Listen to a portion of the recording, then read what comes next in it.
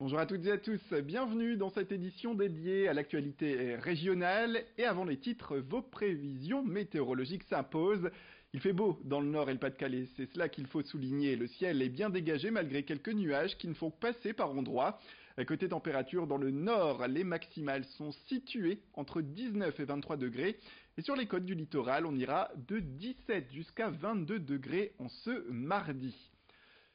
Près de 100 000 usagers utilisent les lignes SNCF Hauts-de-France par jour et pourtant la qualité du service n'est pas toujours au rendez-vous selon ces mêmes usagers. Dans la région, ce sont près de 20% des trains qui sont en retard sur certaines lignes. Alors pour améliorer le service, la région a décidé de proposer 20% de ces lignes à destination de la concurrence. Il faudra tout de même attendre fin 2022, début 2023 pour que cette concurrence soit active. À terme, elle devrait concerner des lignes comme Lille-Lens ou Lille-Béthune ou encore Lens-Paris. Franck Dersin, le vice-président au transport à la région, revient sur cette décision. Il n'y a pas de casse sociale. Le personnel de la SNCF sera repris aux mêmes conditions qu'actuellement. Nous y tenons et nous veillerons à cela. Le personnel est plutôt compétent. Moi, je ne mets pas en cause le personnel de la SNCF. Je mets en cause le fonctionnement, l'organisation de la SNCF. C'est la SNCF qui doit se remettre en cause. Les salariés sont plutôt des gens bien auxquels nous avons toute confiance. Avec le retour des températures printanières, le pollen est de retour également. Et pour les allergiques, eh bien, c'est à nouveau une période difficile. À l'heure où 30% des Français souffriraient de ces allergies, il faut savoir que de plus en plus de personnes seraient allergiques au pollen. Les raisons, ce sont l'hérédité notamment et les facteurs environnementaux comme la modification des habitudes de vie ou encore la pollution.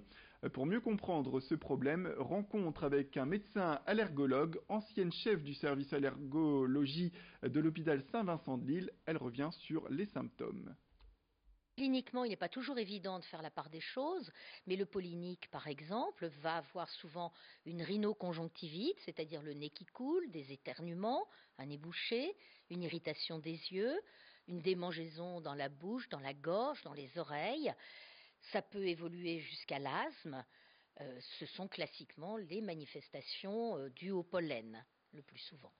La première étape, c'est de dépister cette allergie, donc de la reconnaître cliniquement, puis de la dépister par un bilan allergologique. L'allergologue va faire des tests cutanés, va faire des dosages sanguins d'anticorps allergiques pour définir précisément les allergènes en cause et dans le décours pouvoir proposer un traitement. Place aux nouvelles technologies, la 5G n'est pas prévue pour le grand public avant 2020, mais elle fait déjà parler d'elle.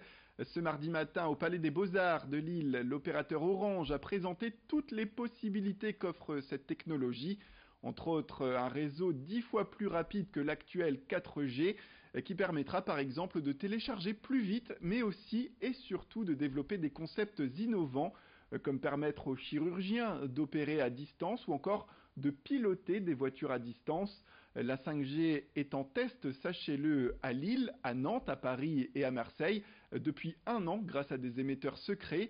Les tests se termineront d'ailleurs à la fin du mois de mai et avant l'été, eh bien, les premiers clients d'Orange notamment pourront tester ce futur réseau.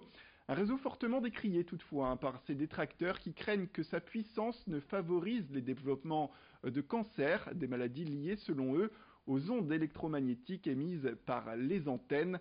De son côté, Orange assure que le développement du réseau sera suivi de très près par l'OMS et l'Agence nationale des fréquences. Vincent Vieillard est allé rencontrer les directeurs d'Orange pour faire un point sur le dispositif 5G. Les grands avantages, c'est des débits au moins 10 fois plus rapides que la 4G, des temps de latence, donc de réactivité très très courts. Et donc avec ça, on peut imaginer des nouveaux services. On parle beaucoup de voitures connectées.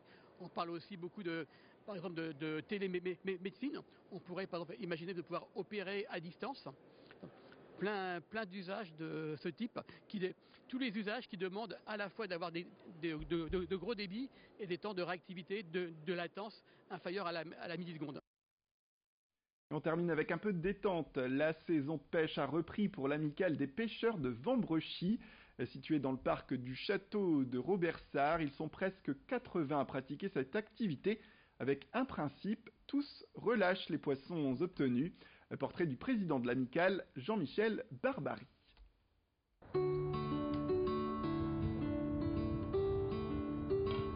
Avec l'arrivée du beau temps, les pêcheurs sortent leurs cannes. C'est le cas de Jean-Michel qui espère attraper les carpes vivant l'étang du château de Robersart. Donc on attend que ça sonne en fait. Et si jamais ça sonne, on se lève. Très vite en général. Et puis hop, on ferre et le combat commence. Ses meilleures prises, un brochet de 9,6 kg et une carpe de 14 kg. Souvent présents à bord de l'étang, les poissons n'ont plus de secret pour lui. Plusieurs spécimens qui vivent ici dépassent d'ailleurs les 16 kg. Du coup, Jean-Michel ne compte pas se limiter à son palmarès. J'ai ma carte d'ici depuis 73 et je suis président depuis 25 ans. On se connaît tous plus ou moins, c'est convivialité, pas de prise de tête, tranquille. La pêche quoi, le plaisir. Tous les moyens sont bons pour attirer les plus gros poissons, souvent capricieux. Fini les verres et place aux appâts ayant un goût de tutti frutti, épicé et même un goût à la fraise. Il y a toute une panelle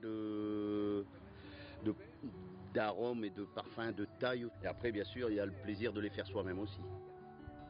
Après, il y a l'art, évidemment, mais déjà faire des bons montages, observer et surtout être patient. Donc là, ensuite, après, on ramène, on tend un peu le fil. Voilà, on le pose dessus. Passionné depuis toujours, Jean-Michel a transmis le goût de la pêche à la ligne à son fils et à sa fille qui pêchent à ses côtés.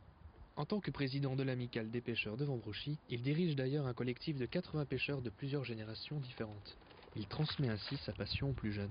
Le plaisir d'être un pêcheur pour moi, c'est d'être en osmose avec la nature, d'être très bien. On est bien au bord de l'eau, les oiseaux, tout ça.